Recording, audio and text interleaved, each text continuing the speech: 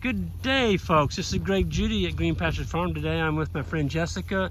And Jessica, you just made a comment. We moved the cows. The boys moved them into this fresh paddock. And you made a comment that kind of hit home to me. What did you say? For me, this is honestly heaven. You know, I live in a city and it's very stressful. My job is stressful. And the second I fly into Missouri, there's something in the air. And the second I leave St. Louis and I'm driving out this way, I can start to feel the stress just melt off my body. And then the drive from Columbia here, it's just, I can't even begin to describe it. It's this feeling that all this weight is lifted off and you can actually breathe and you feel you're in a different frame of mind, and it's honestly, it's paradise here. It's just What'd you call it a minute ago? You said cow therapy? I think this, quite honestly, I've heard of horse therapy, but I'm thinking cow therapy is actually more potent because I don't know, I feel more relaxed than I've felt probably since before COVID. Really? Just being out here for literally, we're talking less than 2 days, and already, I don't know, I feel one with nature. I think the cows have accepted me at this point. They have. Well, they're not paying any attention to you, Jessica. No. They could care less about you. And I don't know, there's something very special here and unique. And I love what you're doing because you're preserving this. And it's not just about the cows. It's not just about the land.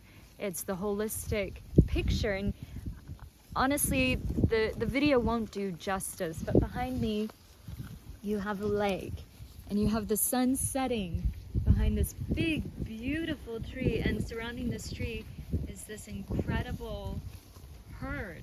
And you have calves, and I think we've got a 3 or 4 year old calf behind me. And 3 or 4 day old. Yeah. Excuse me, 3 or 4 day old. And this is life.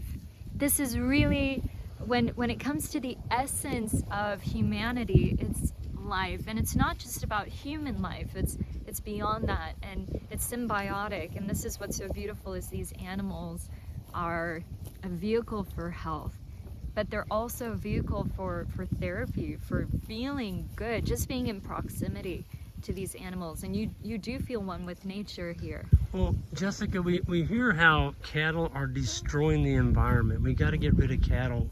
What would you say to somebody that made that comment to you? Would you tell them to come out here and look? I sincerely invite anybody, if you honestly in your heart believe that cattle are the problem, please come here. One, see how you feel being around these incredible animals. And they are incredible, and they're sweet, and they're smart. And these aren't just dumb animals that are sent to butcher. They're really cared for. And you can see how healthy and happy they are, not to mention very full. They're getting quite the dinner tonight, and you couldn't have a more picturesque setting. And so honestly, this is the definition of pristine nature. And honestly, this landscape without cattle would feel maybe a little bit sad in a sense, because it's an invitation to have life here, and the grass is supporting life, and these cows are also helping the deer community. Yes. So there, you know, it's a compounding impact, and we don't fully appreciate that compounding effect. And I don't know, there's nothing more heartwarming, and I mean this most sincerely. There's nothing more heartwarming, and there's some cattle going right behind you, Greg, and they're just the cutest as can be. You just want to go up and hug them, honestly. But there's nothing more heartwarming than seeing animals that are being treated well, that are healthy, that are thriving. And this is something I think every human can aspire towards, is this kind of existence. And being, again, it's symbiotic. This is a very mutually beneficial relationship, and it's very much a relationship. Nobody is taking advantage of these cattle. Nope. They have a wonderful life.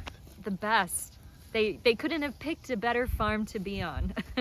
Well, Jessica, I can't say enough about how articulate you are in expressing your passion for what you've seen out here the last couple of days. And we just, I appreciate you coming out and telling people what you've seen. And you know, you told me a while ago you're pretty fired up. Greg, and you inspire me. Jan inspires me.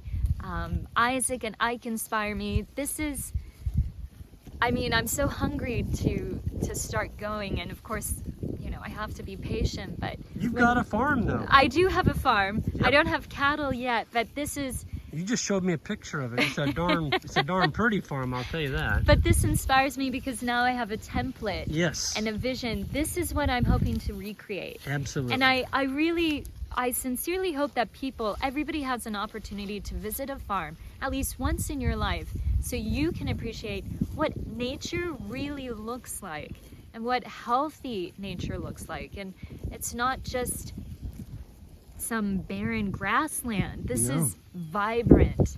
Yep. And The birds, the deer, the rabbits, the squirrels, you know, all the different trees. And yes, it's like a painting out here. not to mention it's fall, so you couldn't pick a prettier season, frankly, to be out here, even after a drought. Yep. So it's an invitation to everybody.